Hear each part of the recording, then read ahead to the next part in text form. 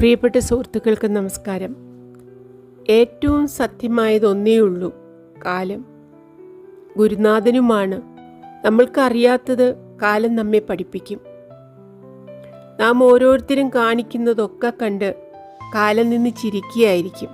അതിൻ്റെ നാളെ എന്താണെന്ന് ഓർത്ത് നിറഞ്ഞ ചിരി.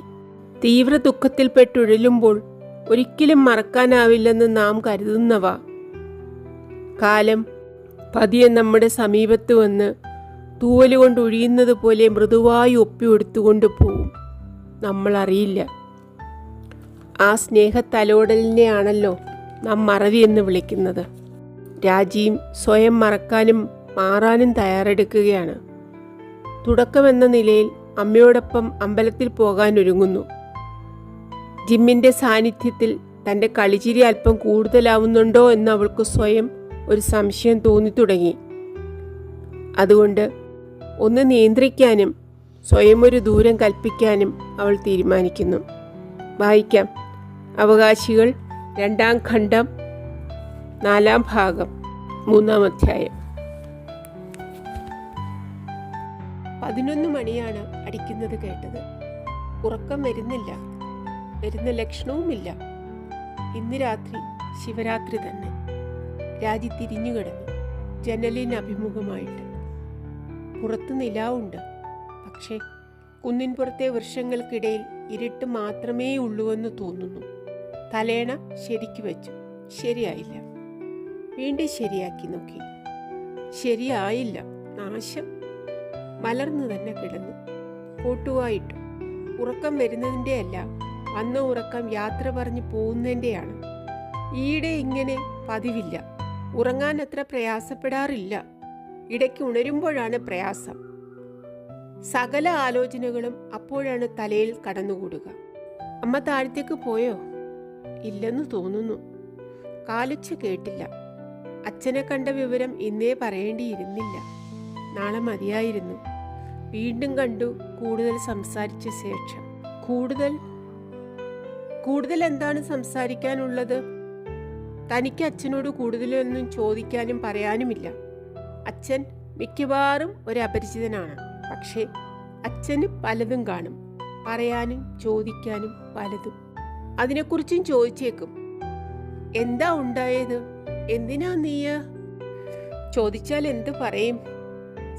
സത്യം മുഴുവനും? അത് സാധ്യമാണോ? സാധ്യമല്ല. അപ്പോൾ പിന്നെ നുണ പറയേണ്ടി വരും, അല്ലെങ്കിൽ ഒന്നും പറയാതിരിക്കേണ്ടി വരും. രണ്ടും പ്രയാസമാണ്. ഭാഗ്യത്തിന് ഇതുവരെ ആരും ഒന്നും ചോദിച്ചിട്ടില്ല. ശ്രീമാമയോ മുത്തശ്ശനോ അമ്മയോ. ചോദിച്ചാൽ കുടുങ്ങിയത് തന്നെ. ഇനി ആരും ചോദിക്കുമെന്ന് തോന്നുന്നില്ല. പക്ഷേ അച്ഛൻ ചോദിച്ചേക്കും. ചോദിക്കും. ഉത്തരം ഇപ്പോഴേ ആലോചിച്ച് വെക്കണം. നുണ പറഞ്ഞ് രക്ഷപ്പെടാൻ പറ്റില്ല. പക്ഷേ സത്യം മുഴുവനും പറയാതെ കഴിക്കാം. മുഴുവനല്ലെങ്കിൽ എത്രത്തോളം? കഥയുടെ ആദ്യവും അന്ത്യവും എല്ലാവർക്കും അറിയാം. അതിനിടയ്ക്ക് എന്ത് സംഭവിച്ചു എന്നാണ് അറിയാത്തത്. അതാണ് അവർക്കറിയാൻ താല്പര്യം. പറയാൻ സാധ്യമല്ലാത്തതും അതാണ്. എങ്ങനെയാണ് പറയുക? വാസുവേട്ടൻ എന്നെ ഒരു ചെട്ടിയാർക്ക് വിൽക്കാൻ ശ്രമിച്ചു. അതുകൊണ്ടാണ്. കറുത്തു കൊഴുത്ത് കുടവയറുള്ള കുള്ളൻ ചെട്ടിയാർ, എള്ളുണ്ട പോലെ, വെളുത്ത ഷർട്ട്, വെളുത്ത വേഷ്ടി, വെളുത്ത പല്ലുയർന്ന ചിരി. ചെട്ടിനാട്ടിലെ 1-2 പ്രമാണികളിൽ ഒരാളാണ്. ഒന്നു പിടികിട്ടിയാൽ മതി. പിന്നെ പടത്തിന് ഫൈനാൻസ് ഒരു പ്രോബ്ലമല്ല. അത് പറയുമ്പോൾ വാസുവേട്ടൻ്റെ മനസ്സിൽ ഇത്രയും ക്രൂരമായ, ഇത്രയും നികൃഷ്ടമായ ഒരു ആലോചന പതിയിരിക്കുന്നുണ്ടാവുമെന്ന് കരുതിയതേയില്ല. ഇപ്പോഴും വിശ്വസിക്കാൻ പ്രയാസം. പറഞ്ഞാൽ താൻ അതിന് വഴങ്ങുമെന്ന് വാസുവേട്ടൻ കരുതിയിരുന്നുവോ? അത്രയ്ക്ക് മോശപ്പെട്ടവളാണ് താനെന്നായിരുന്നുവോ വാസുവേട്ടൻ്റെ മതിപ്പ്? ആയിരുന്നിരിക്കാം. കുലീനകളായ പെൺകുട്ടികൾ ചെയ്യാത്തത് ചെയ്യാൻ മടിക്കാതിരുന്നവളല്ലേ താൻ? അപ്പോൾ പിന്നെ അതിലപ്പുറം പോകാനും മടിക്കുകയില്ലെന്ന് കരുതിയിരിക്കും. ഇത്രയാവാമെന്നുണ്ടെങ്കിൽ ഇത്രയും കൂടി ആയാലെന്താ? ഇത് ഷോ ബിസിനസ് ആണ് രാജി. ഇവിടെ അതെ, ഷോ ബിസിനസ്. വെറും കെട്ടുകാഴ്ച. പുറമേക്ക് തിളക്കം, ഉള്ളിൽ ഇരുട്ടത്ത് ചീഞ്ഞു നാറ്റം. പക്ഷെ അത് സാരമില്ല. പുറമേക്കുള്ള പകിട്ടാണ് പ്രധാനം. എല്ലാം ഒരു ഷോ. സ്നേഹബന്ധങ്ങളും. സെറ്റിൽ അഭിനയിക്കുന്നു, സെറ്റിന് പുറത്തും അതേ അഭിനയം തുടരുന്നു. നേരത്തെ അറിഞ്ഞില്ല, അതുകൊണ്ട് ചതിക്കുഴിയിൽ ധീം. ഇനി എഴുന്നേറ്റ് രക്ഷപ്പെടലില്ല. എല്ലാം പരിസമാപ്തം. കഴിഞ്ഞു. ഇനി ഇരുട്ട് മാത്രം. അല്ല മോളെ, ഒരു വിളക്ക് കെട്ടാൽ വഴിനീളെ ഇരുട്ടാവുമെന്ന് കരുതുന്നത് ശരിയല്ല. മറ്റൊരു വിളക്ക്. അശോകൻ ചിരി വന്നു. അശോകനെ താൻ കല്യാണം കഴിക്കുക. ആലോചിക്കുമ്പോൾ തന്നെ തമാശ തോന്നുന്നു. നടക്കുന്ന ചേച്ചിയമ്മ സ്വപ്നം കാണുന്നുണ്ടോ?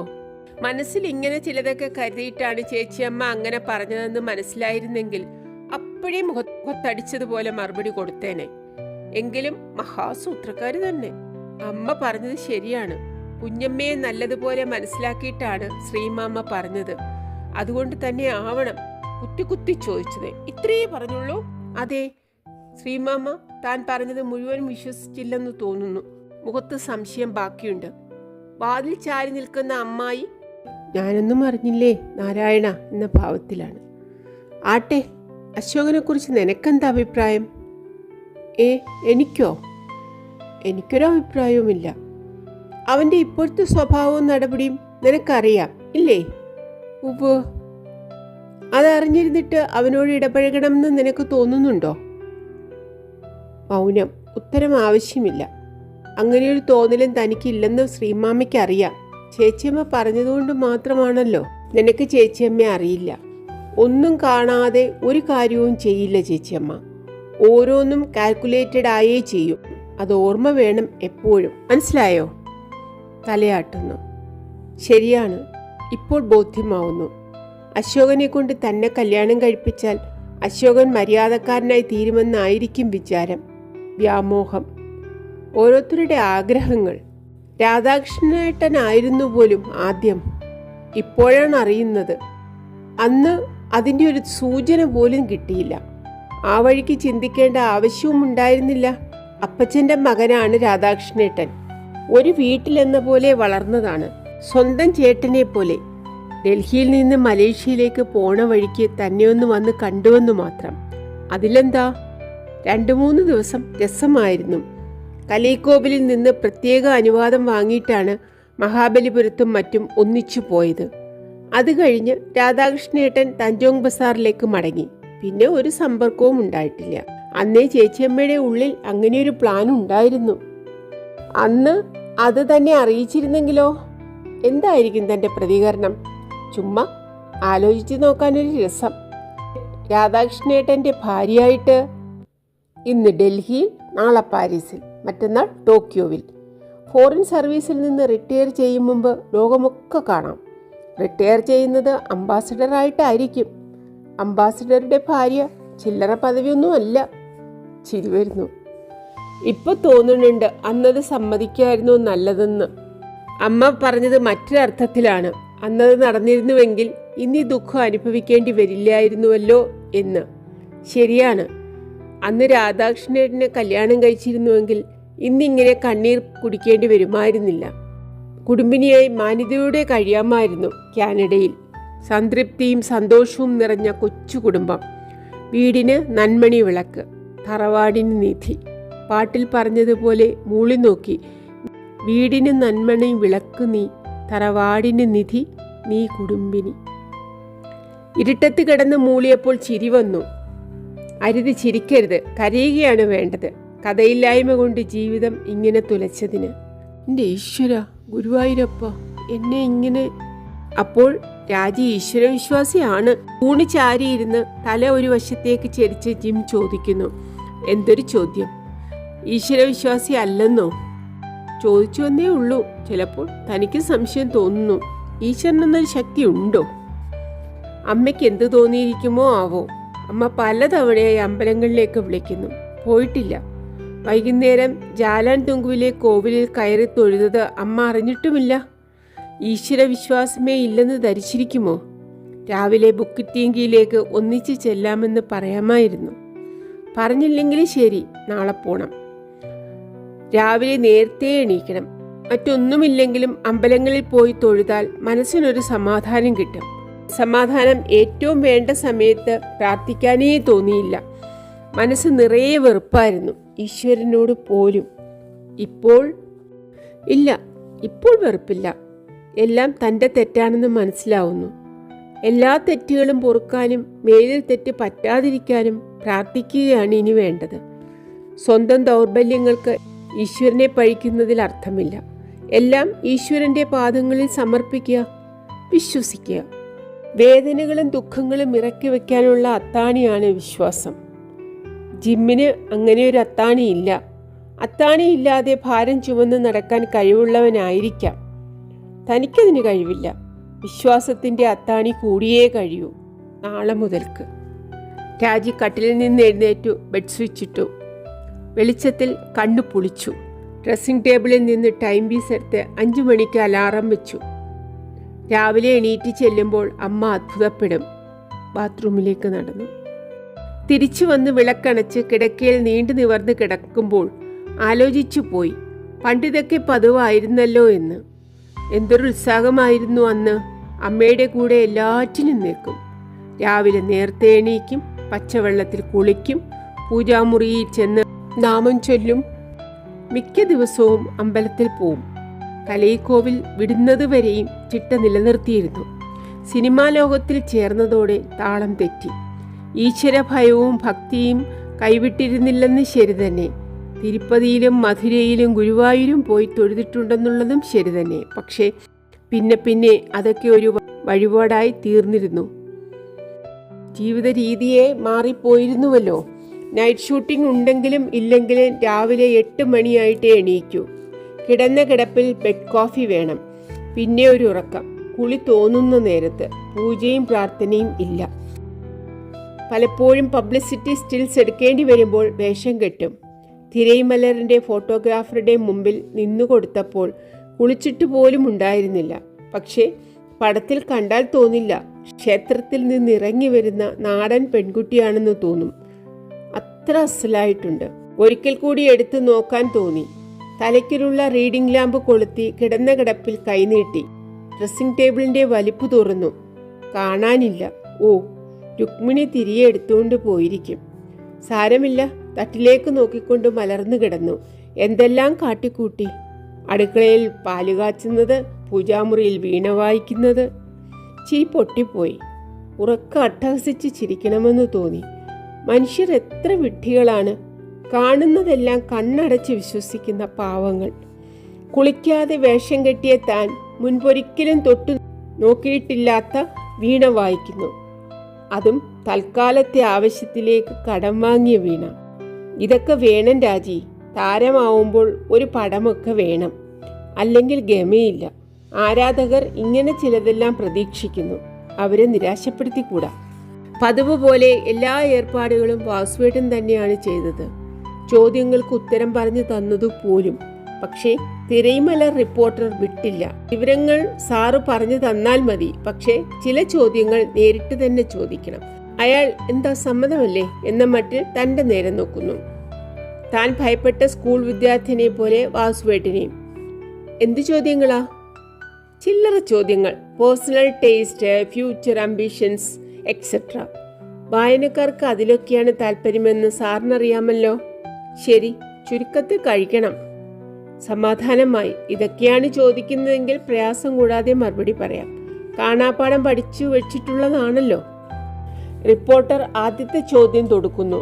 ഏത് രീതിയിലുള്ള വസ്ത്രങ്ങളാണ് ധരിക്കാനിഷ്ടം? സാരിയോ ഉത്തരേന്ത്യൻ വസ്ത്രങ്ങളോ? പാശ്ചാത്യ രീതിയിൽ ജീൻസും മറ്റുമോ? സാരിയാണ്. തമിഴ്നാട്ട് സ്ത്രീകൾക്ക് ഏറ്റവും യോജിച്ചത് അതാണ്. ജീൻസും മറ്റുമിട്ട് നടക്കുന്നത് എനിക്കിഷ്ടമേ അല്ല. മലേഷ്യയിലാവുമ്പോൾ ഒരു രസത്തിന് മലായ് വസ്ത്രങ്ങളും ചീന വസ്ത്രങ്ങളും ധരിക്കാറുണ്ട്. സ്കൂളിൽ പഠിക്കുന്ന കാലത്ത്. ഏത് നിറങ്ങളാണിഷ്ടം? ക്രീമും ഇളം ചുമപ്പും. കാഞ്ചീപുരമാണെങ്കിൽ കടും നിറങ്ങളും ഇഷ്ടമാണ്. ആരാണ് ഡ്രസ് മേക്കർ? മിസ് രാജേശ്വരി തന്നെ. വാസുവേട്ടൻ ഇടയിൽ കടന്നു പറഞ്ഞു. സ്വന്തം വസ്ത്രങ്ങൾ സ്വയമേവ തയ്ക്കുകയാണ് പതിവ്. ഓരോ കുടുംബ സ്ത്രീയും അങ്ങനെ ചെയ്യണമെന്നാണ് മിസ് രാജേശ്വരി വിശ്വസിക്കുന്നത്. മുഖത്ത് ഒരു ഭാവഭേദവും ഇല്ലാതെയാണ് വാസുവേട്ടൻ കല്ലുവെച്ച് നുണ പറയുന്നത്. ആഭരണങ്ങൾ അണിയാൻ ഇഷ്ടമാണോ? ഇതെന്ത് ചോദ്യമാണ്? ഹേ, വാസുവേട്ടൻ ചിരിക്കുന്നു. പണ്ടത്തിൽ കമ്പമില്ലാത്ത സ്ത്രീകളുണ്ടോ? പക്ഷെ ഒന്നുണ്ട്, മിസ് രാജേശ്വരി സ്വർണമല്ലാതെ ഒന്നും കെട്ടില്ല. മുക്കുപണ്ടങ്ങളും കോസ്റ്റ്യൂം ജ്വല്ലറിയും തൊടില്ല. റിപ്പോർട്ടർ ശരി തന്നെയോ എന്ന നോട്ടും കൊണ്ട് ചോദിക്കുന്നു. വാസുവേട്ടൻ ഇടയ്ക്ക് കയറുന്നതിൽ അയാൾക്ക് തൃപ്തിയില്ലെന്ന് വ്യക്തം. അതേ എന്ന് തലയാട്ടി. വാസുവേട്ടൻ പറഞ്ഞത് സത്യമല്ലായിരുന്നുവെങ്കിലും. ഫേവറേറ്റ് ഹോളിവുഡ് സ്റ്റാർസ് ആരൊക്കെയാണ്? റിച്ചാർഡ് ബർട്ടനും എലിസബത്ത് ടൈലറുമാണ് മിസ് രാജേശ്വരിയുടെ ഫേവറേറ്റ് ടീം. പിന്നെ സിഡ്നി പാറ്റിയർ, സൗണ്ട് ഓഫ് മ്യൂസിക്കിലെ ജൂലി ആൻഡ്രൂസ്, ബാർബറ സ്ട്രൈസൻഡ്. വാസുവേട്ടൻ ഏറ്റെടുത്തത് ഭാഗ്യം. പറഞ്ഞു പഠിപ്പിച്ചിട്ടുള്ളതാണെങ്കിലും മിക്ക പേരുകളും മറക്കും. ഇവരാരെങ്കിലും അഭിനയിച്ചിട്ടുള്ള പടങ്ങളൊന്നും താൻ കണ്ടിരുന്നില്ല, ക്ലിയോപാട്ര അല്ലാതെ. തമിഴിൽ ചോദിക്കാനുണ്ടോ? മക്കൾ തിലകം MGR, നടികർ തിലകം ശിവാജി ഗണേശൻ. അഭിമുഖ സംഭാഷണം വീണ്ടും റിപ്പോർട്ടറും വാസുവേട്ടനും തമ്മിലായിത്തീർന്നിരിക്കുന്നു. അത് നന്നായി. തനിക്കിങ്ങനെ നുണ പറയാൻ പ്രയാസമാണ്. റിപ്പോർട്ടർ പോയി കഴിഞ്ഞപ്പോൾ വാസുവേട്ടൻ വിശദീകരിച്ചു. രാജേന്ദ്രൻ നെറ്റി ചുള്ളിക്കണത് ഇതൊക്കെയാണ് പതിവെന്നറിയില്ലേ? വായനക്കാർക്കും കാഴ്ചക്കാർക്കും കേൾക്കാൻ ഇഷ്ടമുള്ള കാര്യങ്ങൾ പറയണം. അതാണ് സൈക്കോളജി. സത്യം ആരും അന്വേഷിക്കാൻ പോണില്ല. വാസ്തവമല്ലേ? വാസ്തവമല്ല, വാസ്തവമാണെന്ന് തോന്നിക്കുന്ന കാര്യങ്ങളാണ് പറയേണ്ടത്. വാസുവേട്ടൻ ജീവിതത്തിൽ പറഞ്ഞ ഒരേ ഒരു സത്യം അതാണ്. വാസ്തവമല്ല, കാഴ്ചപ്പുറമാണ് പ്രധാനം. എല്ലാം നാട്യമാണ്, വെറും നാട്യം. സത്യത്തിനല്ല, സത്യത്തിൻ്റെ മുഖച്ഛായയുള്ള നുണയ്ക്കാണ് വില. ആ നുണ തിരൈമലർ പോലെ 1.5 ലക്ഷം പ്രതി വിൽക്കുന്ന മാസികയിൽ വന്നാൽ അത് തനിയെ സത്യമായി തീരുന്നു. സത്യം നുണയും. എത്ര വീറോടെയാണ് വാസുവേട്ടൻ സത്യത്തെ അസത്യമെന്ന് മുദ്രയടിച്ചത്. ഞാനത് നിഷേധിക്കുന്നു. ഞാനും രാജേശ്വരിയും തമ്മിൽ, പ്രൊഡ്യൂസറും താരവും തമ്മിലുള്ള സാമാന്യ ബന്ധത്തിൽ കവിഞ്ഞ ഒന്നുമില്ല. പിന്നെ മിസ് രാജേശ്വരിക്ക് നന്ന ചെറുപ്പമാണ്. അതുകൊണ്ട് സിനിമാ ലോകത്തിലെ ചീത്ത സ്വാധീന ശക്തികളിൽ നിന്ന് ഞാൻ അവളെ മറച്ചു പിടിച്ച് സംരക്ഷിക്കുന്നു. അവൾ എനിക്ക് മകളെപ്പോലെയാണ്. തനിക്ക് ഏറ്റുപാടേണ്ടി വന്നു. അദ്ദേഹം എനിക്ക് ഗുരുവിനെ പോലെയാണ്. ചിരി വരുന്നു. ഗുരു, മകൾ. വാസുവേട്ടൻ സന്നിഹിതനല്ലായിരുന്നുവെങ്കിൽ താൻ അഭിമാനത്തോടുകൂടി പറഞ്ഞേനെ. ശരിയാണ്, ഞങ്ങൾ തമ്മിൽ പ്രേമത്തിലാണ്. ഞാൻ അദ്ദേഹത്തെ ആരാധിക്കുന്നു. എൻ്റെ സർവവും വാസുവേട്ടനാണ്. അദ്ദേഹം വിവാഹമോചനം നേടിക്കഴിഞ്ഞാൽ ഉടൻ ഞങ്ങൾ വിവാഹിതരാവും. ഉവ്വോ, അങ്ങനെ പറഞ്ഞിരിക്കുമോ? ഇല്ല, അത്ര ധൈര്യം വരില്ല. ഇത്ര ഉറപ്പിച്ചു പറയാൻ സാധിച്ചെന്നിരിക്കില്ല. എങ്കിലും ഇങ്ങനെ ഒഴിഞ്ഞു മാറുകയില്ലായിരുന്നു. കിംവദന്തി ഇത്ര വീറോടെ നിഷേധിക്കുകയില്ലായിരുന്നു. ഒരുപക്ഷേ കുറച്ച് കാത്തിരിക്കൂ, വഴിയെ അറിയാം എന്നോ മറ്റോ പറഞ്ഞിരിക്കും. പറച്ചിലും നോട്ടത്തിലുമൊക്കെ കേട്ടത് സത്യമാണ് എന്ന ഭാവം തുളുമ്പി നിൽക്കുകയും ചെയ്യും. എത്ര ശ്രമിച്ചാലും ഉള്ളിലുള്ളത് മുഖത്ത് വരാതിരിക്കില്ല. ഗുരുവാണ്, ഗുരു മാത്രമാണ് എന്ന് പറഞ്ഞപ്പോഴും വന്നിരിക്കും. അത് റിപ്പോർട്ടർ ശ്രദ്ധിച്ചിരിക്കില്ലേ? അയാൾ വാസ്തവത്തിൽ താൻ പറഞ്ഞത് വിശ്വസിച്ചിരിക്കുമോ? ഇല്ല, ആരും വിശ്വസിക്കില്ല. സ്റ്റുഡിയോ വൃത്തങ്ങൾ പരസ്യമായ രഹസ്യമാണ്. ഇങ്ങനത്തെ വൃത്താന്തങ്ങൾ മൂടിവെക്കുക സാധ്യമല്ല. ഒരു സൂചന കിട്ടിയാൽ മതി. മണത്ത് എല്ലാം പരസ്യമാക്കുന്നവരാണ് സിനിമാ റിപ്പോർട്ടർമാർ. അല്ലെങ്കിലും സ്റ്റുഡിയോ എന്ന് പറഞ്ഞാൽ തന്നെ കിംവദന്തികൾ സൃഷ്ടിക്കുന്ന യന്ത്രശാലയാണ്. ഇതാണെങ്കിൽ നുണയല്ല, സത്യമാണ്. എന്നിട്ടും വാസുവേട്ടൻ എന്തിനു നിഷേധിച്ചു? ചോദ്യം വന്നാൽ നിഷേധിക്കണമെന്ന് നേരത്തെ തന്നെ പറഞ്ഞു പഠിപ്പിച്ചു. ടോപ്പ് സ്റ്റാറായി ഫുൾ റെക്കഗ്നിഷൻ കിട്ടുന്നതുവരെ ഇങ്ങനത്തെ ചീത്തപ്പേര് വരാതെ സൂക്ഷിക്കണം. ഇതിലെന്ത് ചീത്തപ്പേരാ വാസുവേട്ട? രാജിക്ക് അറിയില്ല.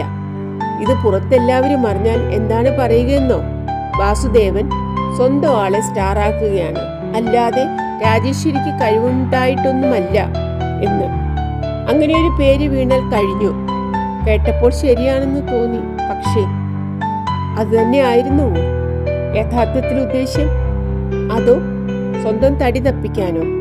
ആവശ്യം കഴിഞ്ഞാൽ ഒന്നുമില്ലെന്ന് പറഞ്ഞു തള്ളുവാൻ പരസ്യമായി തെളിവ് സമ്പാദിക്കാനോ? ആവാം, അങ്ങനെയും ആവാം. വാസുവേട്ടൻ തന്നെ ഒരിക്കലും സ്നേഹിച്ചിരുന്നില്ല. ഒരിക്കലും. കണ്ടപ്പോൾ ഉപയോഗിക്കാമെന്ന് തോന്നിയിരിക്കും. പണക്കാരിയാണെന്നറിഞ്ഞപ്പോൾ അതുതന്നെ തരമെന്നും കരുതിയിരിക്കും. അതുകൊണ്ട് ഫലമില്ലെന്ന് വന്നപ്പോൾ മറ്റുള്ളവർക്ക് ചൂണ്ടയിൽ ഇരയായി കോർക്കാനൊരുങ്ങി. ദൈവമേ, എന്തൊരു മനുഷ്യൻ! മനുഷ്യനല്ല, പിശാച്. അതിൻ്റെ ഏതാനും ദിവസം മുമ്പ് മാത്രമാണ് പറഞ്ഞത്, രാജി, ഭൈരവന്റെ ശക്തി ഫലിക്കും, കേസ് അടുത്ത് തന്നെ തീരും, അവൾ സ്വയം ഒഴിഞ്ഞു പോകാമെന്ന് ഏറെക്കുറെ സമ്മതിച്ചിട്ടുണ്ട്. കാഠ്മണ്ഡുവിലെ പശുപതിനാഥ ക്ഷേത്രത്തിൽ വെച്ച്. അതെ, കാശ്മീരിലും നേപ്പാളിലും ലൊക്കേഷൻ കഴിഞ്ഞ് മടങ്ങി വന്ന ഉടനെയാണ് തിരമലർ പ്രതിനിധിയെ കണ്ടത്. 4 മാസം മുമ്പ്. പടം റിലീസാവുന്നതോടുകൂടി പ്രസിദ്ധീകരിക്കാൻ വേണ്ടി പ്രത്യേക ഏർപ്പാട് ചെയ്തതാണ്. അപ്പോഴാണല്ലോ കൂടുതൽ പബ്ലിസിറ്റി വേണ്ടത്. അതായിരുന്നുവോ ഉദ്ദേശം? അതോ ഇങ്ങനെ ചിലതൊക്കെ സംഭവിച്ചേക്കുമെന്ന് മുൻകൂട്ടി കണ്ടിരുന്നുവോ? കാലിട്ട് നേരത്തെ പറഞ്ഞു വെച്ചതാണോ? എങ്കിൽ കുറെ ഭയങ്കരമാണ്. നേപ്പാളിൽ വെച്ച് എത്ര സ്വാഭാവികമായിട്ടാണ് പറഞ്ഞത്.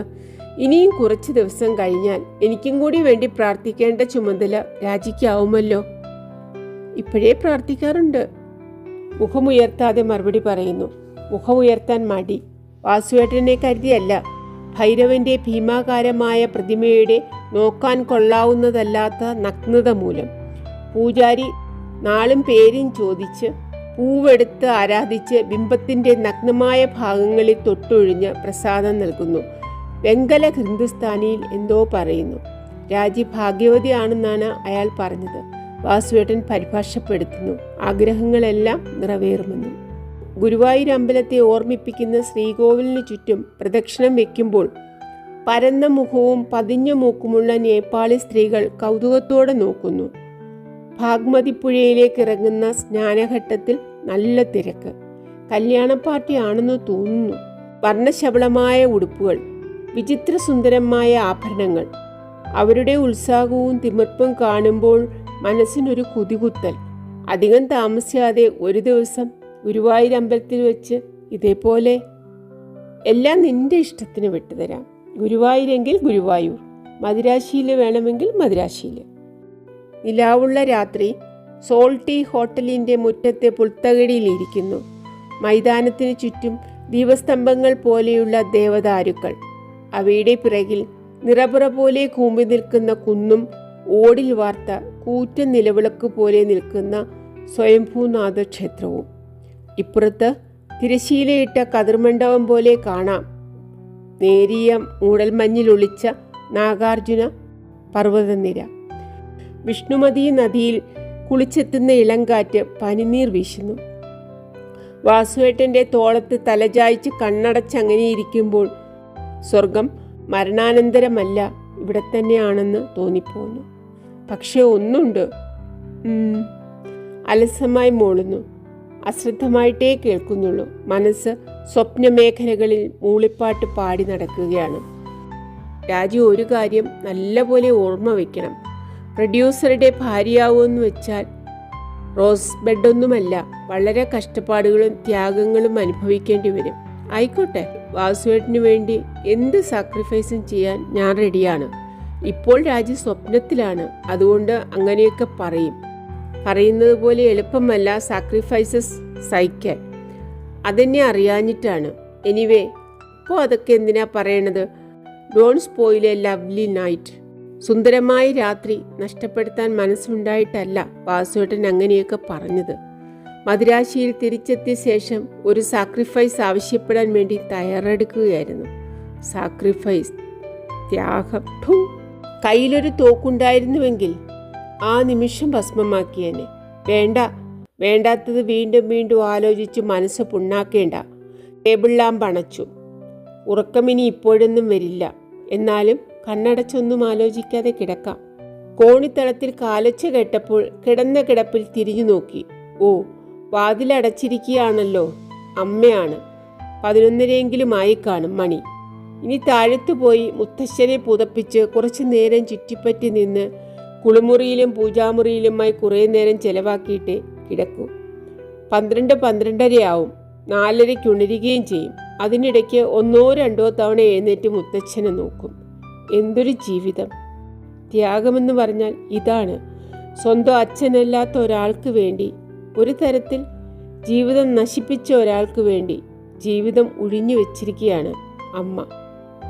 മൂന്നാം തരം തമിഴ് സിനിമയിൽ നിന്നിറങ്ങി വന്ന കഥാപാത്രമാണെന്ന് തോന്നും. കേട്ടാൽ ആരും വിശ്വസിക്കില്ല. ഇങ്ങനെയൊരു ജീവിതം നയിക്കാൻ എന്തൊരു കരളുറപ്പ് വേണം. അതിൽ സുഖവും സായുജ്യവും കണ്ടെത്താൻ എത്ര അടിയുറച്ച ത്യാഗമനോഭാവം വേണം. സുഖവും സായുജ്യവും സംശയമേ ഉണ്ടായിരുന്നില്ല. പക്ഷേ കഴിഞ്ഞ ആഴ്ച അമ്മ പറഞ്ഞത് ആലോചിക്കുമ്പോൾ ഇങ്ങനെ ജീവിക്കണതിൽ പ്രത്യേക സുഖവും സന്തോഷവും ഉണ്ടെന്ന് കരുതി ഇത് സ്വീകരിച്ചതല്ല. ഞാൻ ചെയ്തത് അബദ്ധമാണെന്ന് ചിലപ്പോഴൊക്കെ തോന്നുന്നുണ്ട്. കഴിഞ്ഞ കാലം തിരിച്ചു കിട്ടുകയാണെങ്കിൽ അമ്മ ഇങ്ങനെയൊന്നും ആയിരിക്കില്ല. അമ്മ രണ്ടാമതും ശ്രീകോവിലിൽ തീണ്ടുന്നത് പോലെ ഒരു തോന്നൽ. മഹാഭാവം എന്തോ മനസ്സിൽ ആലോചിച്ചതുപോലെ. എന്നാലും അമ്മയുടെ വാക്കുകൾക്ക് മറ്റൊരർത്ഥം കൽപ്പിക്കാൻ നിവർത്തിയില്ല. ജീവിതം അനാവശ്യമായി ഉമിത്തിയിൽ നീട്ടിക്കളഞ്ഞു. ഇനിയൊരു സന്ദർഭം കിട്ടിയാൽ അങ്ങനെയൊരു മണ്ടത്തരം ചെയ്യില്ല എന്നൊക്കെ പറയുമ്പോൾ വേറെ എങ്ങനെ വ്യാഖ്യാനിക്കാം? എന്തോ അമ്മ ഇങ്ങനെയൊക്കെ പറഞ്ഞാലും അങ്ങനെ ചെയ്യുമായിരുന്നു എന്ന് തോന്നുന്നില്ല. അഗാധമായി സ്നേഹിക്കുന്ന കൂട്ടത്തിലാണ്. ഒരിടത്തുറച്ചാൽ ഇളകുന്ന മനസ്സല്ല. ആയിരിക്കാം. പക്ഷേ ഇളകുന്ന മണ്ണിലാണ് നങ്കൂരം ഉറപ്പിച്ചതെങ്കിലോ? അടിയൊഴുക്കിൽ മണ്ണെടുത്തു പോകുമ്പോൾ ഉറച്ച കപ്പൽ ഇളകില്ലേ? ഇല്ലേ? ഉവ്, ഇളകും. അതാണ് അമ്മയ്ക്ക് സംഭവിച്ചത്. വിശ്വസിച്ച താവളം ചതിച്ചു. അതുകൊണ്ട് താവളമേ വേണ്ടെന്ന് വെച്ചു. കരയില്ലാത്ത കടലിൽ അലഞ്ഞു തിരിയുന്നു. പകരം മറ്റൊരിടത്ത് നങ്കൂരം ഉറപ്പിച്ചിരുന്നെങ്കിൽ. എന്നാൽ എന്താ വിശേഷം? അമ്മയ്ക്ക് എന്താ സംഭവിച്ചത്? മുത്തച്ഛൻ നല്ല മനുഷ്യനല്ലാഞ്ഞിട്ടാണോ? സ്നേഹിക്കാൻ അറിയാഞ്ഞിട്ടാണോ? അല്ലെന്ന് വ്യക്തം. പക്ഷേ പുതിയ ഞെടിയിൽ പടരാൻ കഴിഞ്ഞില്ല. ആദ്യത്തെ തടത്തിൽ നിന്ന് പറിച്ചപ്പോൾ വേര് പൊട്ടിയിരുന്നു. വീണ്ടും കല്യാണം കഴിച്ചിരുന്നെങ്കിൽ അമ്മയ്ക്കും അതുതന്നെയാണ് പറ്റിയിരിക്കുക. സ്ത്രീകൾക്ക് ഒരിക്കലേ സ്നേഹിക്കാൻ കഴിയൂ. രണ്ടാമതൊരാളെ സ്നേഹിച്ച് സുഖമായി ജീവിക്കാൻ ശ്രമിക്കുന്നത് പടം ഡബ് ചെയ്യുന്നത് പോലെയാണ്. ചലനമൊരു വഴിക്ക്, വചനം വേറൊരു വഴിക്ക്. ഫലം ആഭാസമായിരിക്കും. വേണ്ട, ഒന്നും ആലോചിക്കണ്ട. രാജി വീണ്ടും ജനാലയ്ക്ക് അഭിമുഖമായി കിടന്നു. അമ്മ പറഞ്ഞത് ശരിയാണ്. ആലോചിക്കും തോറും വേദന കൂടുന്നു. കഴിഞ്ഞു പോയതിനെക്കുറിച്ച് ചിന്തിക്കാതിരുന്നാൽ ഒരുപക്ഷെ എല്ലാം വേഗം മറന്നുപോയേക്കാം. ഓർത്തോർത്ത് ദുഃഖിക്കുന്നതാണ് തകരാറ്. അങ്ങനെ ദുഃഖിക്കുന്നത് കൊണ്ട് എന്ത് സാധ്യത? തകർന്നത് തന്നെ. മറന്നാൽ ഹൃദയത്തിലെ മുറിവ് വേഗം ഉണങ്ങുമായിരിക്കാം. മുറിവ് എത്ര വലുതായാലും ഉണങ്ങും. ചിലതിൻ്റെ വടു ബാക്കി കിടക്കുമായിരിക്കാം. ഇതല്ല, നിസ്സാരമാണ്. 2 ദിവസത്തിനുള്ളിൽ ഉണങ്ങും. കല പോലും കാണില്ല. മിസ്റ്റർ ഉണ്ണി ചിരിച്ചു. പറഞ്ഞതിന് 2 അർത്ഥം ഉണ്ടായിരുന്നുവോ? ഉണ്ടാവണം. മനഃപൂർവ്വം പറഞ്ഞതാണെന്ന് സ്പഷ്ടമായിരുന്നു. ജീപ്പിലേക്ക് നടക്കുമ്പോൾ കാലിന്ന് നനയ്ക്കണ്ട. ഓക്കെ.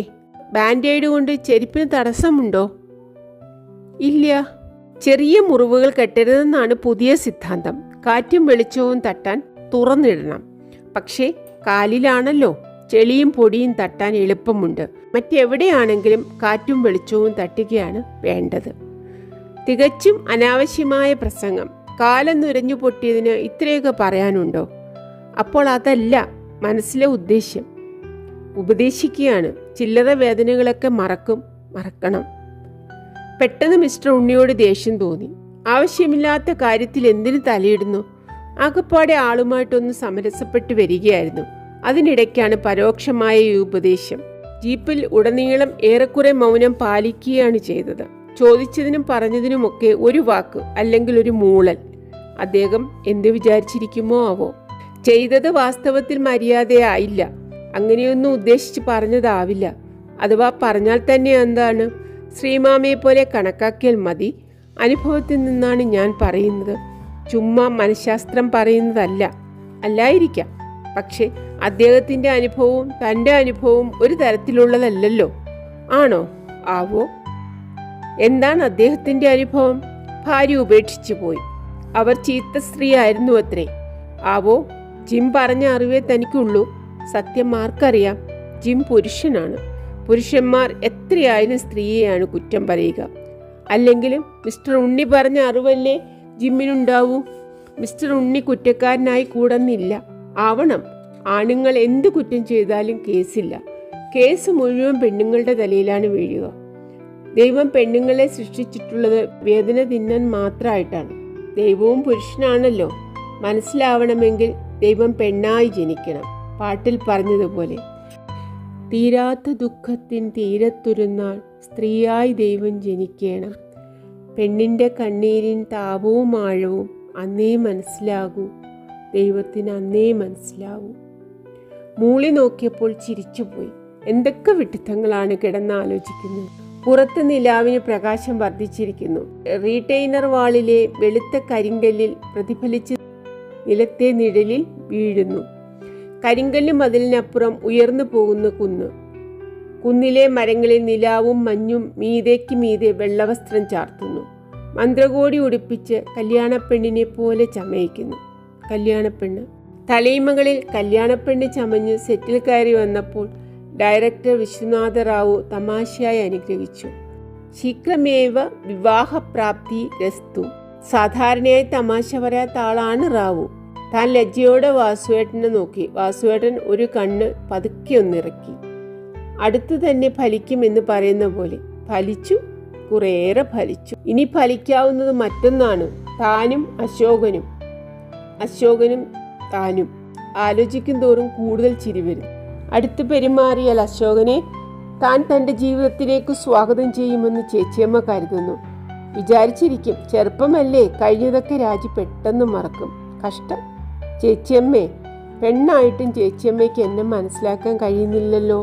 ചേച്ചിയമ്മ ചോദിക്കും, എൻ്റെ മോളെ, നിനക്കവനെ പിടിക്കാഞ്ഞിട്ടാണോ? ഇതൊന്നും കണക്കാക്കണ്ട, അവൻ നേരെയാവും. അവൻ സത്യത്തിൽ മിടുക്കനാണ്, നല്ലവനാണ്. ആണെങ്കിലാണ്. ഇനി വിട്ടിത്തം പറ്റില്ല, കഴുതയാവില്ല. ചുവന്നിടത്തോളം ചുവന്നു. ഇനി ഭാരമെടുക്കില്ല, സ്വമേധയായില്ല, നിർബന്ധിച്ചാൽ ഒട്ടുമില്ല. തുമ്പിയല്ല മറ്റുള്ളവർ പറയുന്ന കേട്ട് കല്ലെടുക്കാൻ. അശോകൻ കഴുത്തിലൊരു കല്ലായിരിക്കും. അശോകനല്ല ആരും. പുരുഷന്മാരത്രയും വഞ്ചകരാണ്. ചിരിച്ചു മയക്കി തേനുണ്ട് മൂട് തട്ടിപ്പോകുന്ന വംശദ്രോഹികൾ. അവരുമായി ഒരിടപാടും വേണ്ട. അശോക ചക്രവർത്തി ആയാലും അക്ബർ പാദുഷി ആയാലും ജീവിതത്തിൻ്റെ പടിപ്പുരയ്ക്ക് പുറത്തു മാത്രം. അടുത്ത തവണ ചേച്ചിയമ്മ എന്തെങ്കിലും പറയാൻ വന്നാൽ മുഖത്തു നോക്കി പറയണം. സാധ്യമല്ല. അശോകന് വേറെ ആരെങ്കിലും നോക്കിക്കൊള്ളൂ, രമണിയോ മറ്റോ. രമണിക്ക് അശോകനിൽ കമ്പം കയറിയിരിക്കുന്നു. ഫ്ലേർട്ട്. ചോളി മാറ്റുന്നത് പോലെ ഏറ്റവും പരിഷ്കാരമുള്ളത് കാണുമ്പോൾ പഴയത് മാറ്റുക. ഭംഗിയല്ല, പരിഷ്കാരമാണ് മാനദണ്ഡം. ഇന്നൊന്ന് നാളെ വേറെ. അവളാണ് ആണുങ്ങൾക്ക് പറ്റിയ പെണ്ണ്. അല്ല, അവളും വിഡ്ഢിയാണ്, പാവമാണ്. ആണുങ്ങളുടെ ചിരിയിൽ മയങ്ങിപ്പോകുന്ന സാധു. ആണുങ്ങളെ ചെറുവിരലിലിട്ട് തിരിക്കുന്ന, പാവ കളിപ്പിക്കുന്ന പെണ്ണുങ്ങളാണ് പെണ്ണുങ്ങൾ. രമണി അത്രക്കാരിയല്ല, എന്നാലും സൂത്രക്കാരിയാണ്. കണ്ണെവിടെയും ചെന്നെത്തും. ജിം രാജിച്ചേച്ചി വിഴുങ്ങുകയായിരുന്നു. രാജിച്ചേച്ചിയും കള്ളി. ഏതായാലും സൂക്ഷിച്ച് പെരുമാറണം. ഒരു തെറ്റിദ്ധാരണയ്ക്ക് ഇട കൊടുക്കരുത്. കഴിഞ്ഞ ഒരാഴ്ചയ്ക്കുള്ളിൽ പലതവണയായി ജിമ്മിനെ കാണുന്നു, സംസാരിക്കുന്നു. ഇനിയും അടുപ്പിക്കരുത്. അടുപ്പിക്കരുത്? അടുപ്പിച്ചതാണോ അതോ തനിച്ചടുത്ത് പോകുന്നതാണോ? ആമോയ്ത്തെരുവിലൂടെ നടക്കുമ്പോൾ ആ മുഖത്ത് കൂടെ നോക്കി. ജെട്ടിയിൽ ചെന്ന് നിന്നപ്പോൾ ജിമ്മിൻ്റെ സ്വപ്നത്തിൽ താനും പങ്കുകൊള്ളുന്നതായി തോന്നി. അപായ മുന്നറിയിപ്പുകൾ. അരുത്, നിയന്ത്രിക്കണം. ഇനി ജിമ്മിനോട് അധികം അടുത്ത് പെരുമാറരുത്. കുറച്ചൊക്കെ അകന്നു തന്നെ നിൽക്കണം. അതിനാണ് പക്ഷെ പ്രയാസം. കണ്ടുമുട്ടിയാൽ പിന്നെ കുറേ നേരത്തേക്ക് രസമാണ്. കളിയും ചിരിയും തമാശയും. കുട്ടികളെപ്പോലെയാണ്. സദാ ഉത്സാഹം തുളുമ്പുന്ന പ്രകൃതി. പക്ഷെ സംസാരിക്കുമ്പോൾ എന്തൊരു പക്വതയാണ്, എന്തറിവാണ്. പാപം, പുറത്ത് തണുപ്പത്ത് കിടക്കുകയാണ് കൊട്ടപ്പായയിൽ. ഇപ്പോൾ തണുപ്പ് അത്രയില്ല. വെളുപ്പാങ്കാലം ആവുമ്പോഴേക്കും തടി മരവിപ്പിക്കുന്ന തണുപ്പാവും. അത് സഹിക്കാൻ വേണ്ടുന്നത്ര തീയ ഉള്ളിലുണ്ടത്രേ. സ്നേഹിച്ചിരുന്ന പെൺകിടാവ് ഏതോ സാമുജിയുടെ പിന്നാലെ പോയി. മൃണാളിനി. ജിമ്മിനെ ശരിക്കും ഉച്ചരിക്കാൻ പോലും കഴിയുന്നില്ല. പാവം. കഥ വിസ്തരിച്ച് പറയുമ്പോൾ മുഖത്ത് എന്തൊരു വിഷാദഭാവമായിരുന്നു. അത്ര അഗാധമായി സ്നേഹിച്ചിരിക്കണം. സംശയമില്ല, അങ്ങനത്തെ പ്രകൃതിയാണ്. പരിചയപ്പെട്ടിട്ട് ഇത്രയും കുറച്ച് ദിവസമേ ആയിട്ടുള്ളൂ. എങ്കിലും ഏറെ കാലമായിട്ട് അടുത്തറിയാവുന്ന പ്രതീതി. വിശേഷിച്ച് കഥയെല്ലാം പറഞ്ഞു കഴിഞ്ഞപ്പോൾ ആത്മാവ് തുറന്നു വെക്കുകയല്ലേ ജിം ചെയ്തത്. അപ്പോൾ പിന്നെ അടുത്തറിഞ്ഞ പ്രതീതി ഉണ്ടാവുന്നത് സ്വാഭാവികം. നീല നിറത്തിലുള്ള, ശരിക്കും നീല നിറമാണ്.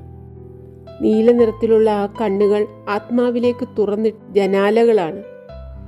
തീർത്ഥക്കുളത്തിലേക്ക് നോക്കുമ്പോൾ അടി കാണുന്നത് പോലെ ജിമ്മിൻ്റെ കണ്ണുകളിൽ നോക്കിയാൽ ഹൃദയത്തിൻ്റെ അടിത്തട്ട് കാണാം. അങ്ങനെ നോക്കിക്കൊണ്ടേയിരിക്കാൻ തോന്നും. സൗന്ദര്യവും പുരുഷത്വവും ഒത്തുചേർന്ന മുഖമാണ്. നെറ്റിയിൽ കൂടെ ഉതിർന്നു വീഴുന്ന മുടിച്ചുരുളുകൾ മാടി വയ്ക്കുന്നത് കാണാൻ നല്ല രസമാണ്. സ്വർണ്ണമുടിക്ക് ഇത്ര ഭംഗിയുണ്ടാവുമെന്ന് കരുതിയില്ല. താടിമീശയ്ക്ക് നിറം അത്രയില്ല, എന്നാലും കാണാൻ നല്ല കൗതുകം. അശോകൻ്റെ പോലെയല്ല. അശോകൻ്റെ ഗോഷ്ഠി കാണുമ്പോൾ വെറുപ്പാണ് തോന്നുക, സിനിമയിൽ വില്ലന്മാരെ പോലെ. ജിം അതല്ല. ഹീറോവായി അഭിനയിക്കാൻ പറ്റിയ രൂപസൗഭാഗ്യമുണ്ട്. ഉയർന്ന മൂക്കും ഉറപ്പുള്ള താടിയെല്ലാം ചേർന്ന മുഖം. തീർച്ചയായും ഫോട്ടോജനിക്കാണ്. നീണ്ടു നിവർന്ന ശരീരം. തമിഴ് കഥാനായകന്മാരെ പോലെ ബുളുക്കൂസ് അല്ല. അപ്പോൾ ജിം ഒരു സ്റ്റാർ ആയിരുന്നെങ്കിൽ ഒപ്പം അഭിനയിക്കുക ഒരു സുഖമായിരിക്കും. കൈകോർത്ത് പിടിച്ച് കാട്ടുചോല വക്കിലൂടെ നടക്കുന്നത്, ഉദ്യാനത്തിൽ വട്ടമിട്ടോടുന്നത്, സ്റ്റുഡിയോ ചന്ദ്രികയിൽ ജിമ്മിൻ്റെ മടിയിൽ കിടക്കുന്നത് ഒക്കെ തന്മയത്വത്തോടുകൂടി അഭിനയിക്കും. ആദ്യം നാറുന്ന ശ്യാമിൻ്റെ ഒപ്പം അഭിനയിക്കേണ്ടി വരുമ്പോഴുള്ള അറപ്പും വെറുപ്പും തോന്നില്ല. എല്ലാം സ്വാഭാവികമായി തന്നെ ചെയ്യാൻ കഴിയും. ബലിഷ്ഠമായ കൈകളിൽ ഒതുങ്ങി നിൽക്കുമ്പോൾ, മുടിച്ചിരുളുകളിൽ വിരലോട്ടിക്കുമ്പോൾ എന്തൊക്കെയാണ് ആലോചിച്ചു പോകുന്നത്? ഒന്നുമില്ല. അഭിനയിക്കുന്ന കാര്യം മാത്രമാണല്ലോ ചിന്തിച്ചത്. വേണ്ട, അതുപോലും ആലോചിക്കേണ്ട. പുരുഷന്മാരെക്കുറിച്ച് ആലോചിക്കുകയേ വേണ്ട. അപകടമാണ്. ഒക്കെ ചെന്നായ്ക്കളാണ്, അട്ടകളാണ്, കഴുകന്മാരാണ്. ഇനി ഒരു പുരുഷനുമായിട്ടും ഒരിടപാടും വേണ്ട. അത് തീർച്ച. കല്യാണവും വേണ്ട, ഒരു മണ്ണാങ്കട്ടയും വേണ്ട. വാസുവേട്ടൻ ഇപ്പോൾ ഇതേ നിമിഷത്തിൽ മറ്റേതെങ്കിലും പെൺകുട്ടിയെ കെട്ടിപ്പുണർന്ന് കാതിൽ മന്ത്രിക്കുകയായിരിക്കും. ഡൈവേഴ്സ് ഒന്ന് ശരിപ്പെട്ട് കിട്ടട്ടെ. അതിൻ്റെ പിന്നത്തെ ആഴ്ച ആലോചിക്കുമ്പോൾ സഹിക്കാൻ കഴിയുന്നില്ല. തലയണയിൽ മുഖം പൂഴ്ത്തി മുള ചീന്തും പോലെ പൊട്ടിക്കരഞ്ഞു. പ്രിയപ്പെട്ട സുഹൃത്തുക്കളെ, ഈ അധ്യായം കഴിയുന്നു. ഒരുപാട് താമസിച്ചു വായിച്ചു വരാൻ.